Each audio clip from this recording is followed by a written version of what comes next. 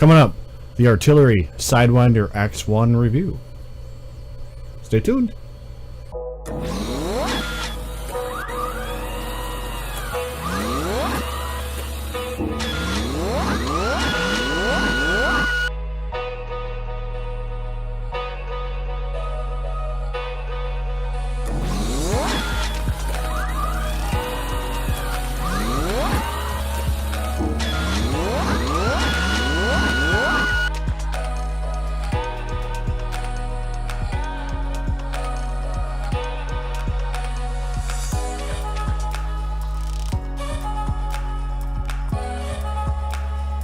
Hi guys, Chris Sergeant Taz here, and I'm going to review today the Artillery Sidewinder X1 that I just recently got, just at the end of April.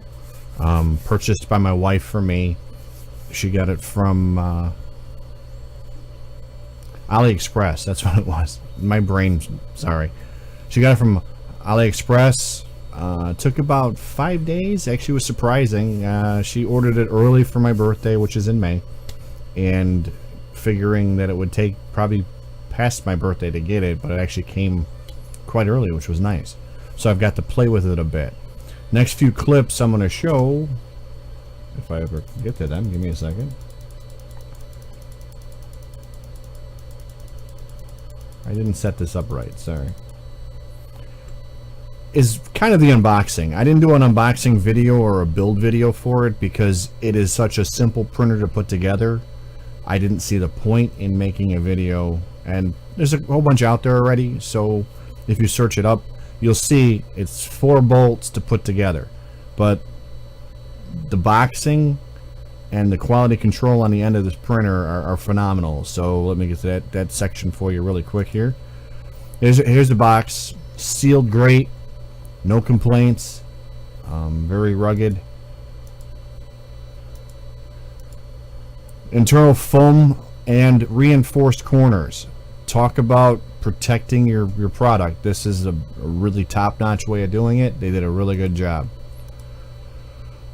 Nice cutouts. Everything was in a place. It had a place for it. It was really well packaged. The gantry was actually zip tied, which kept everything, you know, where it should be. It didn't get bounced around in shipping, which is really nice. This is the base once it's removed from the box. Very clean plate. It's got a covering over everything. Well presented, I'd say. This is with the gantry set up. Like I said, it's 4 bolts, 2 on each side. Not really hard to put together. It's not mind-boggling, so that's not really a lot to go over on that. Here I am setting up the side of it. And I'm also prepared. If you see the little blue section right over here, I was prepared for cable strain relief because it doesn't have one. Make sure you have that printed up before you get started. That's really important because the bed is 110 AC and you don't want any wires fraying or crimping with that kind of power going to it. So just keep that in mind. Have that pre-printed. I should have the link on Thingiverse for you down below in the description. That's one of the first things I would print for this printer.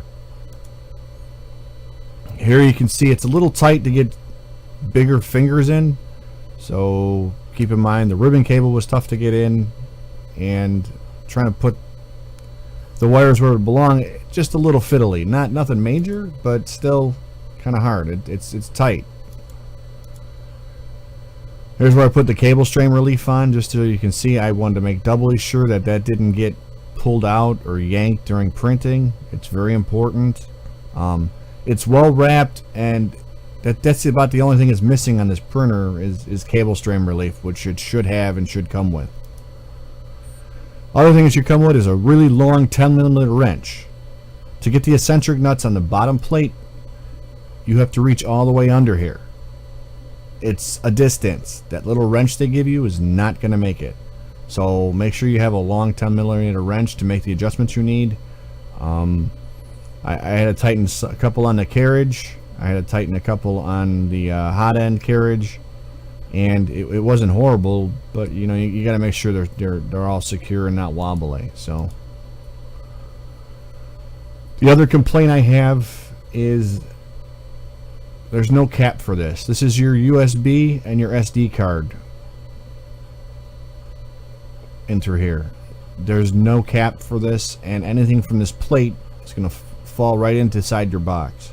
So it needs something to cover it. They should make a cap for this. I'm probably going to print something up. Haven't gotten around to it, but keep that in mind. Your USB stick is right there. Your SD card is right there. Your printer port is actually on this side over here. So your USB printer port is on that side.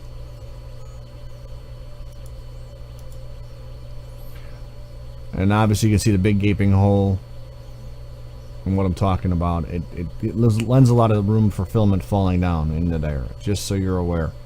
Probably only bad thing I can really point out about the printer.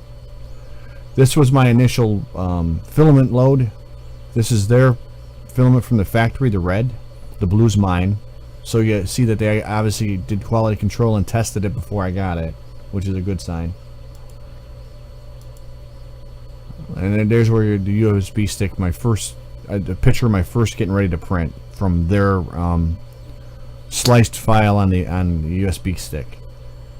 It sticks up, no big deal, doesn't get in the way of anything. But like I said, if you don't have nothing covering this, any debris or what have you from your plate may fall off into here, and then you're gonna wind up with a bunch of stuff, you know, getting into your fans, getting into your board. So you might want to print a cover out for that. I haven't found nothing yet, but I'm working on it. This is my first test print. As you can see, it failed. And mainly because I think I didn't have the board, well, the base properly level. It's the only thing I can think of. It's hard to get those little tiny wheels underneath the large build plate to play nice. I thought I had it, and I guess I didn't. It was just enough that it held up to the very end, and it was getting onto the top level, and that's when it failed. So that was my first print, was a failure. Partially my own fault, I'd say, because I didn't level it properly. There's the completed one. It looks a little askew for some reason. Let me see if I can... That's how it's supposed to look. My bad. I'm trying to stretch this out for the camera, but that's how the cube came out. Well, let me go back. My failure was that way. So it was at the very top level where it failed. Other than that, it printed really nice. It's really clean. The discoloration, I believe, is my filament. I don't think it's any fault of the printer. This filament I got tends to lend itself to kind of being darker and lighter, so that's not actually the print doing it. This is my first large-scale print. It's a banana stand. Yes, a banana stand my wife requested. So I printed the bottom half on the Artillery, and the top half that I had done to complete it was done on my Ender 3 Pro prior to doing this. This will not fit on the Ender 3 Pro as a one print like it does on the Artillery. So this is one of the main reasons I have the Artillery and I purchased it, is because I want to be able to do an all-in-one print without having to screw around. Turned out really nice. Layer lines are really, really good here. I mean, you couldn't ask for a better print, I don't think. And the pictures aren't really doing it justice. Like I said, the bottom half is from the Artillery, top half is my Ender 3 Pro. I think they both did a great job, but obviously 300 by 300 by 400, I have a lot more room to do a single print for something. I probably could have did the whole thing at once, but I already had printed the top half because I was trying to get a print done well beforehand before I got the printer. So I also attempted to print a moon, which did turn out. That was an all-in-one print. That was a test print. That was about a day. Yeah, about a day print. Turned out really nice. Very well done. I can't complain about any of the extrusions. It worked really well. And then there's like, here's a three more or less pictures of the layer lines and how it turned out. So, would I recommend this printer? I most definitely would recommend this printer. I've had nothing but really good luck with it so far, knock on wood. The only downfall, like I said, was the fact that it didn't have a cap for the USB and SD card. So what do you get with this printer for $400 US roughly? Obviously you get the printer. It also comes with a bag, nice little zip bag. It has extra stuff in it, toys. You get your USB cable to connect. Let's see if I have it set up here. So you get your USB cable.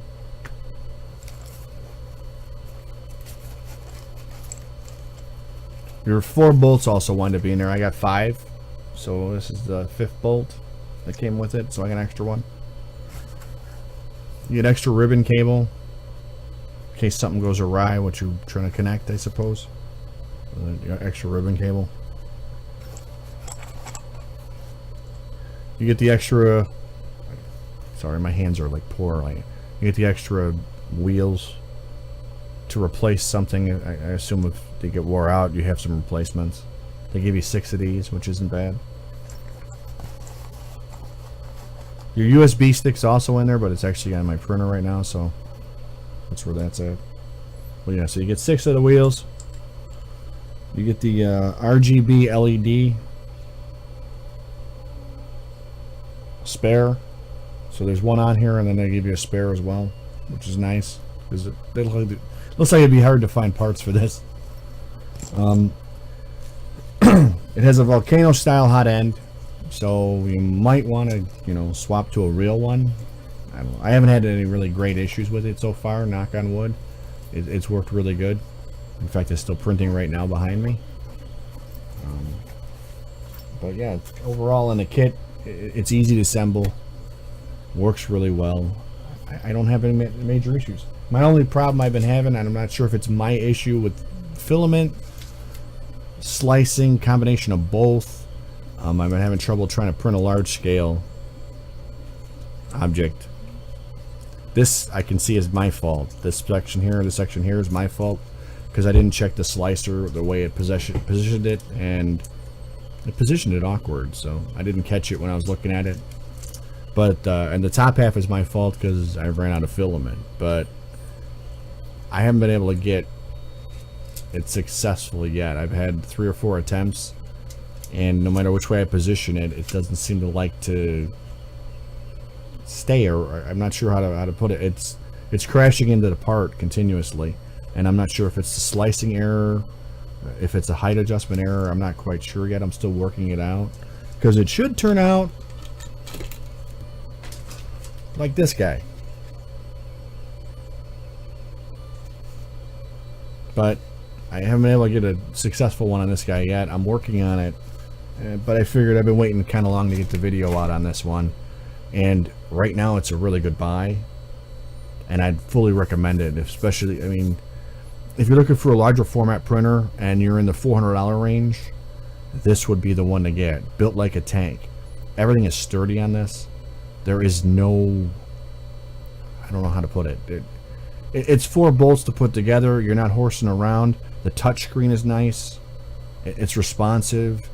Apart from needing to have a cable strain relief, which is number 1. Get that out of the way. If you get this printer, get the cable strain relief for that back, because you're dealing with direct mains power to the heat bed, which is nice for startup times, don't get me wrong, but there's no strain relief on it, and that's a biggie. You probably should have that when you're dealing with that kind of electricity.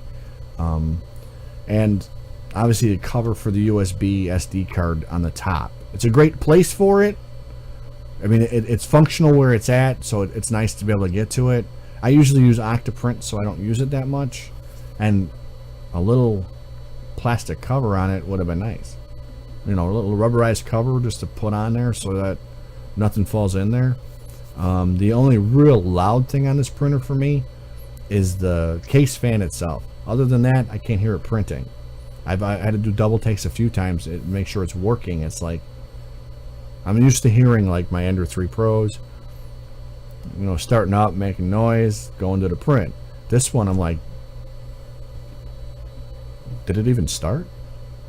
Oh yeah, it did. It's actually getting into it. And it's like, wow. It's really quiet. Aside from a few quick movements, you barely hear this printer. And like I said, other than that, the case fan is loud. I'm gonna have to figure out a replacement for that because it is kind of obnoxious. It's like a wind tunnel. I just think it's a powerful fan, and either redirecting the airflow or what have you, it might be an option, or just getting a quieter fan. But like I said, for the $400 US on a printer like this, you couldn't ask for a better built printer. It is rugged. The gantry is solid. The only belt I had to really tighten up on this one, and I've seen a few videos where they had to do all the belts. I just had to do the bed belt is the only one I had to tighten up. Obviously the eccentric nuts, it's in shipping, it got bounced around I'm sure a little bit, so I had to tighten up and make sure the plate was straight, and I had to do a couple on the carriage, which was no big deal. But 10mm long wrench. And then also in Thingiverse, I'd print out, and I'm gonna put a link to all the stuff that's on Thingiverse for this printer, because most of the stuff on there, I mean, yeah, there's a couple cosmetic things, but the two things you want is the cable stream relief and the bigger wheels so you can level it, because these tiny ones on here, you know, trying to get your hand under there and level without touching the bed, without, you know, putting any undue force, is really hard. I mean, you can do it, but why make it hard on yourself? Print out four of the wheels, and that way you can level out the bed without having to mess around too much. Once I had those on there, my leveling was really quick. I got it the way I wanted it, and it was printing. I haven't stopped since, other than some of my own personal failures, I think. So overall, I don't know how you could really say this is a bad printer. I don't see a lot of major issues with it at this point. I've been using it, so it isn't like, you know, and I purchased it with, well, I didn't. My wife purchased it with her own money. So there's nothing I'm going to gain by reviewing this one as a great printer. If I had an option, I'd probably buy another one of these. I just, A, don't have the room for it, and B, I already have two Ender 3 Pros, a Delta, and a giant waste of a printer from Tron XY. So there's that. Hope you enjoyed the video. I appreciate a like and a subscribe. Thanks for watching, and see ya.